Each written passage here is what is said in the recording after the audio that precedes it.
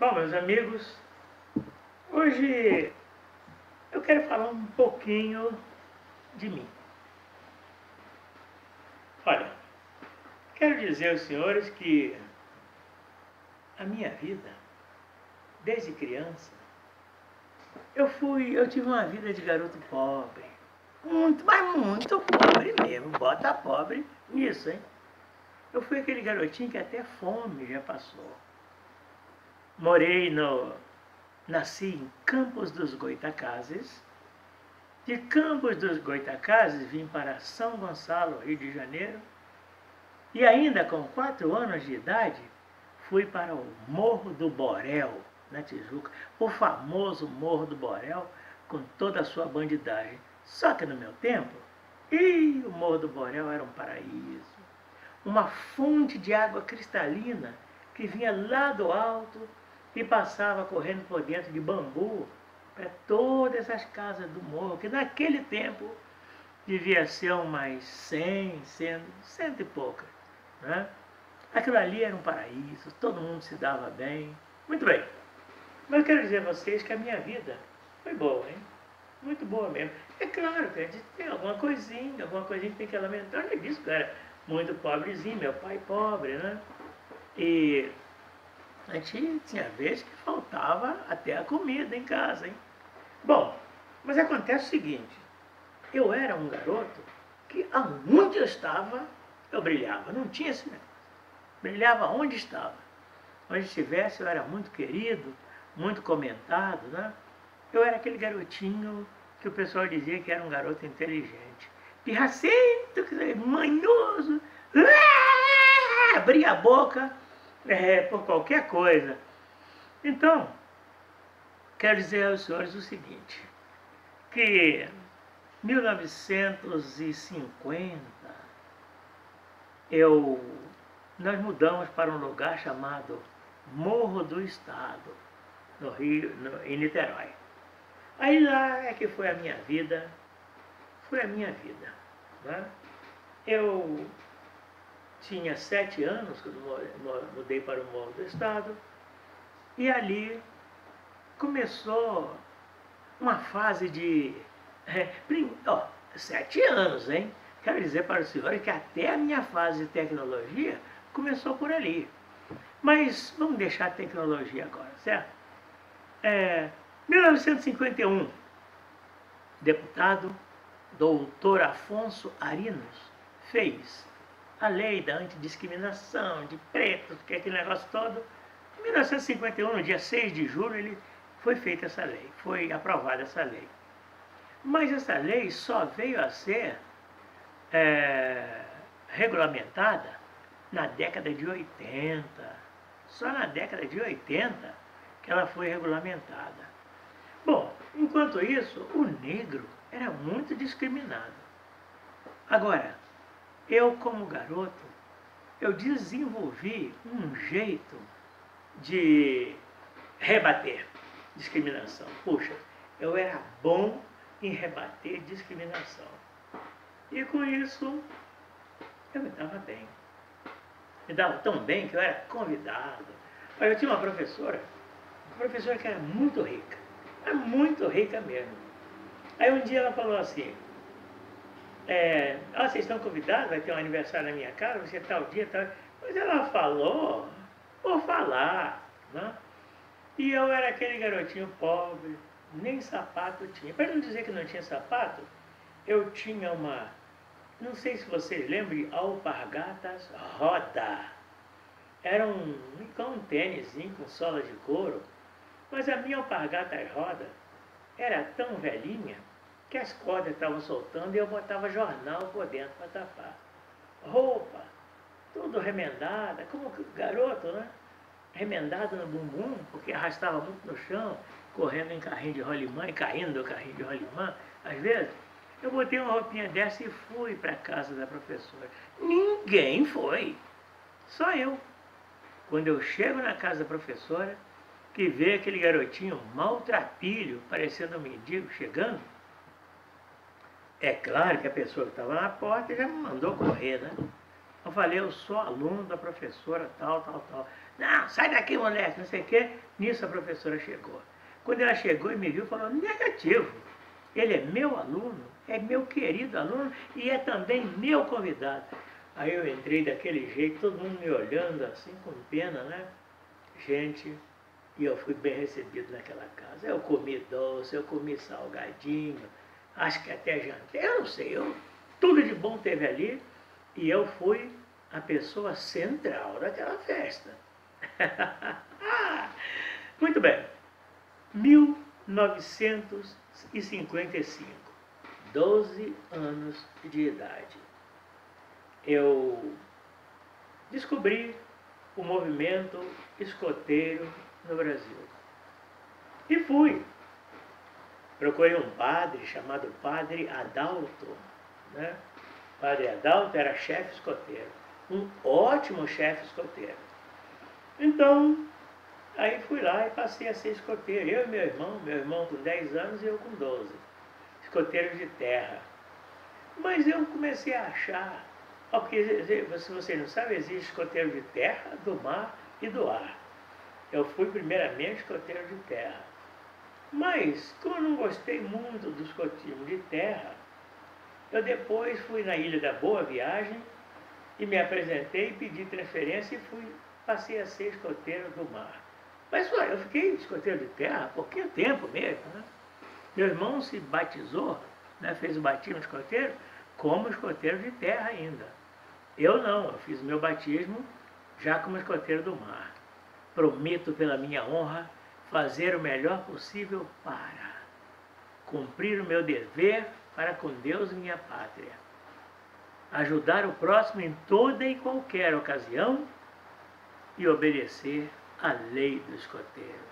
Essa era a promessa. Mas antes ele perguntava, o que você deseja?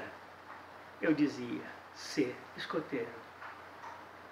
Quem lhe afiança? Não, quem lhe afiança a minha palavra? Com 12 anos, hein? A minha palavra. Qual a sua divisa? Sempre alerta. Qual o seu lema? Tudo pelo Brasil. Então, faça a sua promessa. Aí fazia aquela promessa que eu já citei. Muito bem, eu fui bem. Eu me dei bem como escoteiro. Olha, a minha tropa era uma tropa formada de ingleses, alemães, americanos e um criolinho, eu. Mas só que tem uma coisa. Eu fui escoteiro, logo depois, sabe quem foi escoteiro no meu tempo? Depois que eu já estava bem antigo, né? Lars Grael, Torve Grael, foram escoteiros. Foram escoteiros comigo também, certo? Foram escoteiros do meu tempo, não era da minha tropa não, tá? Eles eram escoteiros do mar, eu também. Mas éramos... Agora eu era de uma tropa amiga, de escoteiro de terra, escoteiro do ar, né? Então era muito boa mesmo, certo? Mas ali eu brilhei, gente, mas consegui brilhar mesmo. Olha, naquele tempo, quem era o bom na navegação era eu. Esse aqui que vos fala. Eu era bom na navegação, eu comandava, né? Era patrão, nós chamávamos de patrão, não era raiz, não era patrão. De embarcação, eu comandava a embarcação de 12 remadores, de 12 velejadores. Eu comandava a embarcação a remo e a vela, né? Então, isso com 12 aninhos de idade eu já fazia isso, hein? Certo? E tinha um almirante, eu vou dizer o nome dele, não vou falar o nome de todas as pessoas durante a minha citação não, né? Almirante Benjamin Sodré, chamado de o Velho Lobo. Olha, o Velho Lobo era tão meu amigo, ele gostava tanto de mim. E eu, um ano depois, aos 13 anos de idade, ele me levou para a Marinha e me apresentou com 13 anos ao então capitão de mar e guerra Augusto Grenouille, sei lá, alguma coisa, Augusto Rademacher, capitão de mar e guerra. me apresentou no Centro de Armamento da Marinha. Eu fiquei 6 anos no Centro de Armamento da Marinha. Eu não era militar, né? Eu entrei com 13 anos. Mas era aluno, né? Aluno, eu aprendia muita coisa ali, né? Então, coisas que faz tanto tempo que eu nem me lembro. Era submarino, era torpedo, esses negócios todos a gente mexia. Muito bem.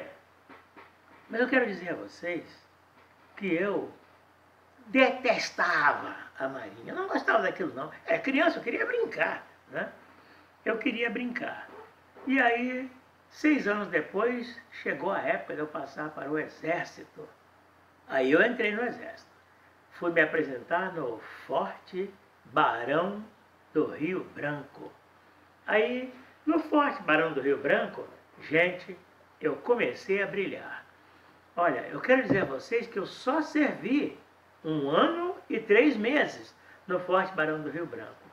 Mas no Forte Barão do Rio Branco era outra unidade, que tinha ingleses, alemães, a maior parte, né? Ingleses, alemães, americanos, argentinos, bom, filhos, né? Claro, árabes também, né? Filhos de árabes também, e pouco criolinho. Na minha turma entraram, parece que 3 criolinhos só. Criolinho. Naquele tempo podia falar, olha, era o tempo da discriminação. Eu era muito discriminado. Mas tem uma coisa, quando eu entrei, primeiro, nas provas, para entrar, fazíamos umas provas, né, de entrada, né? A gente fazia aquelas provas para ver quem entraria no curso de cabo ou de graduado, né? Então, eu fui o primeiro colocado. Aí já comecei a ser respeitado. Eu era bom de briga de luta livre, né? Então nós tínhamos lá um soldado chamado Devas. O bicho era forte, cada braço que era isso aqui, assim de braço, né? Então, era novo, ele tinha 22 anos, mais ou menos, e eu 19 aninhos, né? Aí, o Devas, ele batia em soldado, cabo, sargento. Quem lutasse com o Devas, ele vencia, apanhava. Quem lutasse com o Devas, inclusive um sargento chamado William, lutador de boxe, aquele negócio lá, um dia ele foi lutar com o Devas. Na primeira, o Devas deixou ele nocauteado. Aí eles viam que eu era muito esperto, aquele negócio todo, e outra coisa, corajoso, hein? Não tinha medo de ninguém, não tinha negócio de sim senhor, não. Mas acontece que o comandante gostava de mim, né? E aí, houve as provas, a luta. Então, um dia, o Devas, não tinha mais desafiante para o Devas, né? E eu era um garoto fortinho, eu era mais alto do que o Devas, né? Só que o Devas era mais forte do que eu. Aí o Devas falou, neguinho, você não quer lutar comigo? Eu falei, quero. Gente, eu lutei com o Devas, a luta foi ferrenha. Levamos uns 10 a 15 minutos de luta e eu derrotei o Devas. Agora pensa como eu fiquei famoso por ser o primeiro a derrotar o Devas. Devas aí em diante ficou, coitado, acho que ele entrou até em depressão. Ele nunca tinha apanhado de ninguém. Muito bem. Aí, fizemos as provas, né? E eu entrei para o curso de cabo. No curso de cabo, aí só tinha 2 pretos. Ele falava assim, ele me chamava de cabo preto. Naquele tempo, o Afonso Arinos não tinha ainda. Aliás, a lei da discriminação de Afonso Arinos, que era desde 51, já fazia 13 anos, não tinha sido ainda regulamentada. E eu, preto, então eu queria me discriminar, mas só que tem uma coisa, eu me dava bem. Eu me saía bem mesmo. Eu fiz a Guerra na Selva. Prestem atenção como eu fiz a Guerra e Sobrevivência na Selva. Olha, na sobrevivência na selva, você tem que comer, por safadeza de alguns sargentos lá, né? A gente tinha que comer até barata. Então, Opa, o que houve aqui? Tinha que comer minhoca, aquele corozinho, aquele bichinho que dá em coco, que dá nas árvores. Era terrível, mas terrível mesmo, sabe?